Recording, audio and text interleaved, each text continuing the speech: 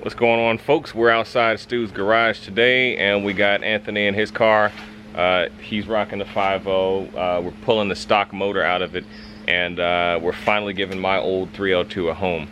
So the twist with this build is, let's show you what he has. We've already thrown some of the stuff in my car. Is this guy's going on the engine, so that's going to be pretty cool. So right now we've got pretty much everything disconnected from up top on the engine, and we're just getting ready to pull the motor. We still need to disconnect the transmission, drain all the fluids, and yeah, momentarily here we'll be trying to jack this thing out of the car. Alright, so we just pulled the 302 out. Just a note to you guys that don't go around pulling motors and stuff. We're like 2 days in at this point. There's a lot of connections and stuff, you know. Pulling a stock motor out can be kind of nerve-wracking, but you see the angle. That's kind of the angle that has to come at. It took 3 of us to get it out of there, so that's why there was no video of us actually taking it out. But you guys have seen me pull a motor before. It's basically the same thing, and so I'm just showing you guys what we're doing this time. So we're gonna get this thing out of here. One thing that we're not sure of about at this point is the oil line for the supercharger, but we're not going to worry about that today because we've already been at it like all afternoon. So there is the empty engine bay, ready to accept the new old motor, the old new motor, and we're going to get that thing in there. Alright folks, quick update. It's a couple of days later. The Drift Fox is currently running, but unfortunately I think I messed it up. So the motor's going to have to come out. It's going to have to go back to the machine shop, unfortunately, because of that whole lifter incident. That was my fault because I just didn't know any better. So those guys. Anyways, so you guys aren't going to see any action from the Drift Fox for a little while. Otherwise, over here with Project Motor Swap, we have removed the steering rack. So that was kind of fun to get out, and we're going to put this new manual steering rack in there. As you can see, it's a lot smaller and presumably lighter, and we're going to be replacing it comes with its own bushings and steering shaft and all kinds of stuff. So it's a good way to eliminate crap off of your motor and just simplify your setup. What is that, a Flaming River? No, it's like a cheaper LMR version. Oh, okay, LMR manual steering rack. Cool, good stuff. So it's always good to do those type of upgrades whenever you're doing a motor swap, because it's 10 times worse when you're laying on your back trying to do this stuff. When it's in here like this, you've got tons and tons of space. So we're gonna go ahead and slap that bad boy in and continue with the program. Alright, so all the old crusty hardware is out. The pretty new rack is coming in. We've already got the bushings in the rack, and we're just trying to feed it up into its new location. You have to center the rack, which is pretty simple to do. You just basically count the number of turns from each side, divide by half, and how's it feel? Is one there pretty tight? I probably should hit it with the mallet. Okay, so here's the mallet, and we're gonna slap these guys back on up front. Oh, I see. Yeah, it is a tight fit now. When we originally did this, the bushings weren't very tight, so didn't have a whole lot of confidence in them. And go ahead and slap the bolt through on the other side. That one, the one that's sticking out in the back. Oh. Yeah. Good stuff. There you go. Throw these on there. These are all bent up. Yeah, they're supposed to be like that. Oh, that way, right? Yeah. Cool. You know where the nuts are? They should be on a fender. I think these are the nuts. Okay, cool. Good stuff, man. Something's going right for a change. Okay. Alright guys, I'm doing a horrible job at documenting the swap. This is nighttime. What is this, Anthony? Like day 4? Probably by now, yeah. Yeah, I think it's like day 4. Basically what we're doing right now is cleaning up some spots in the engine bay. I just made that giant gaping hole because you should have seen what was there before. It looked like the car had been hit by a cannon. Just the way that the previous owners did the intake setup. So I'm trying to clean that up and make that a little bit better. So I'm halfway through doing that. Right now, we already got the transmission loose. We're swapping out some of the boost related stuff from the engine, which you cannot see, but there's like oil pressure stuff. Where's that thing that you had? Yeah, so this is the feed line coming from the supercharger, and where this is going to go is in place where on the 302 you have your normal oil pressure sensor, which this looks like an oil pressure sensor here anyways. So this is the oil feed line. Next up, what we're going to have to do is create ourselves an oil tap, which is over here, and hopefully I'll be able to actually show you guys some details on how to do that. All right, folks, what is this, like day 5 now? All right, Anthony's looking a little bit worried because today we're going to be tapping the oil pan, and we have to put this barb fitting in there. This is a 3/8 fitting? Okay, so I've watched a couple of videos on how to do this, and if you don't know about tapping an oil pan, it sounds relatively simple, like you just drill a hole and then you run like a tap and die kit through it, right? No, that's not what you do. This is a stamped pan, so this is thin metal. So what you actually have to do, what we're going to show you, is you actually have to punch a hole through it so that it creates like a little concave, I'll draw you guys a diagram. So if this is your oil pan, you have to punch a hole in it, and the hole is actually gonna look something like that by the time you punched it, and then that way your threads are gonna go in just like that after you thread it. And that's the only way it's gonna hold anything in, because if you just drill a hole straight through, there's no space here for threads. So it's a little bit nerve-wracking. I've never done this before, but it seems like a simple process if you have the right tools, which we do not, but we're still gonna make it work. All right, so we measured it out and we put a dimple in it with this punch. And the way you're supposed to do this is you're supposed to just punch directly through the metal. I'm a little bit wary of doing that, so what I'm actually gonna do is start a pilot hole using the drill. You're not supposed to drill these things out because, like I explained before, but there's nothing wrong with making a pilot hole. That way that'll just give this something to punch through. And then because we don't have the proper punches, we're actually gonna use this guy as a punch.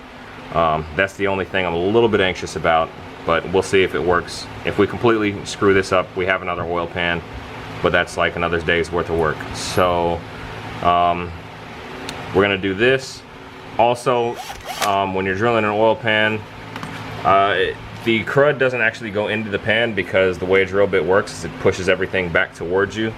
Another way that you can stop that from happening if you're doing like a cast pan, or if you're tapping a cast pan, is just to cover your tool in axle grease, and that makes the crud stick to your tool.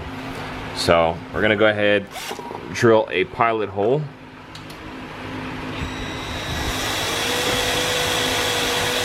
And as you can see, the chips are falling downwards, out. All right, there's our pilot hole.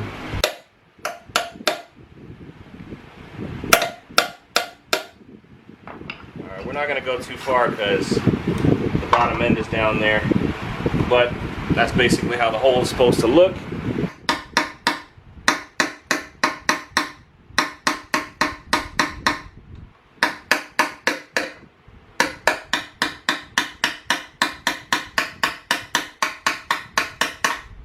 It's working.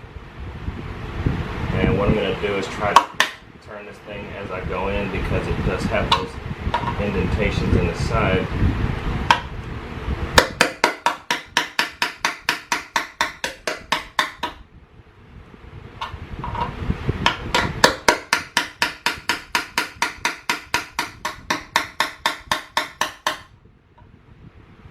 This is cool. So actually this has measurements on it, and we should be able to see where the 3/8 hole is.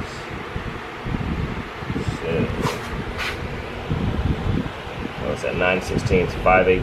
Is it 5/8 or 3/8? It should be 5/8. So 5/8 is right there.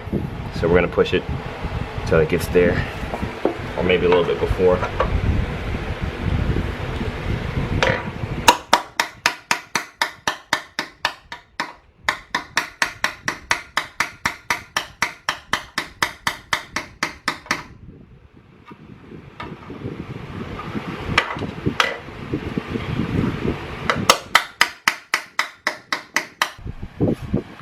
Alright, so now we've mashed a hole in using caveman tools, and as you can see, it is a concave hole, so it's not a whole lot of cross section, but that's going to be enough to get some threads on. We're going to go ahead and thread it with this tool here.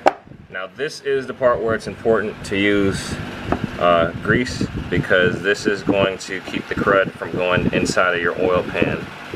And grease in your oil pan is not really going to hurt it too much, but there's a different type of tap and die kit. If you get it, this one has the straight cuts in it. If you get the one that's spiraled, it'll actually pull the crud out, but this one will allow crud to drop in the pan. So that's why I use a lot of grease. Everything sticks to the bit, and yep, we're gonna go ahead and try it out.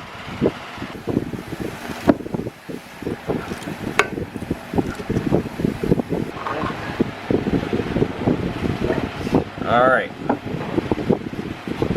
so as you can see, there's a little bit of crud hanging out right there, and it is stuck to the grease, and we're gonna try and get that out of there. All right, this is a very powerful magnet. Oh yeah, this thing sucks up metal like a champ. There it is. There's another look at some of the crud that got stuck in the grease. That's why it's very important to use grease when you're tapping the oil pan. We successfully tapped this thing, and that thing threads in there beautifully.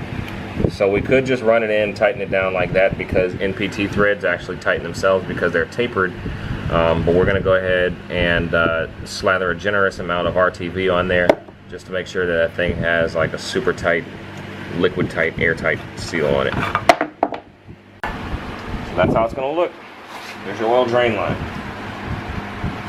And just in case anybody's wondering, the next step up is going to be the oil pressure side, which is this doohickey here.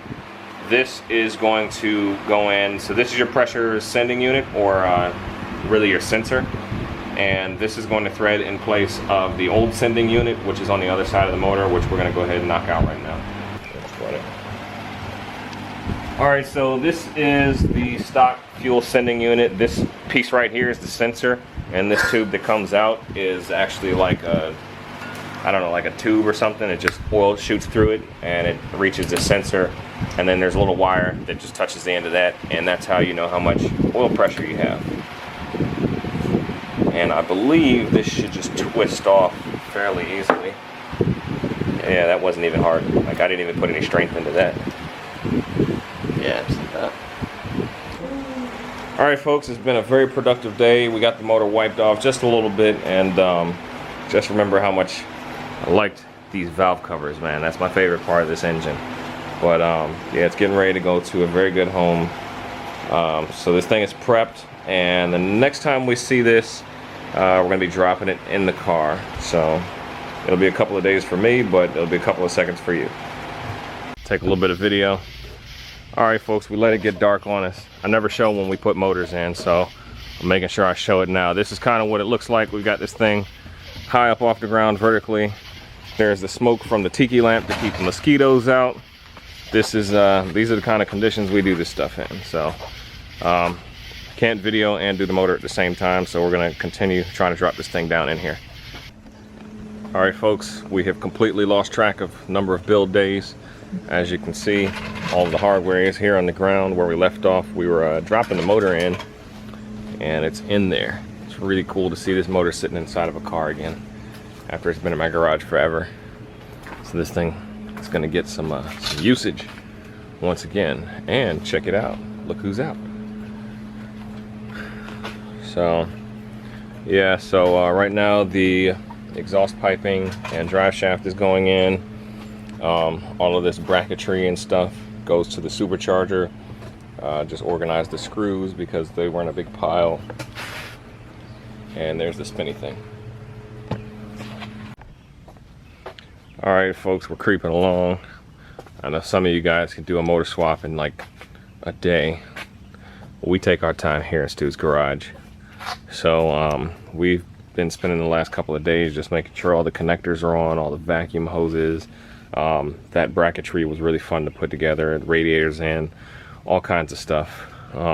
So Right now we've got a couple of vacuum leaks that we need to patch up, and then we're actually going to go ahead and give this thing a test fire.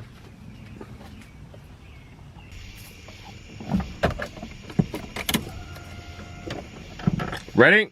Yep.